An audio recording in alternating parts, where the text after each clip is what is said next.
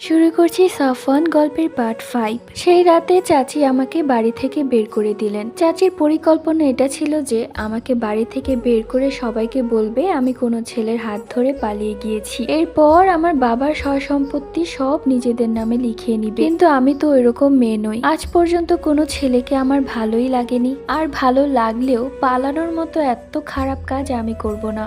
চাচি আমাকে বাইরে বের করে দিয়ে গেট লাগিয়ে দিলেন। সারা রাত আমি উঠোনের সিঁড়িতে বসে রইলাম। বসে থাকতে থাকতে কখন যে গা হেলিয়ে ঘুমিয়ে পড়েছি তা আমি নিজেও বলতে পারবো না। সারাদিনে এত খাটাখাটনি করলে সারা দিন পর তো রাতে ঘুম আসবেই। তাই অনেক চেষ্টা করেও আমি আমার ঘুমটাকে আটকাতে পারলাম না। সকালবেলা চাচি দরজা খুললো ভালো একটা মন নিয়ে। মনে মনে ভাবতে লাগলো হয়তো আমি কোথাও চলে গিয়েছি, আর আজ সে সবাইকে একত্র করে বলবে আমি কোনো ছেলের সাথে পালিয়ে গিয়েছি। আমার চরিত্রের সমস্যা আছে, আমি খারাপ, এই আর কি।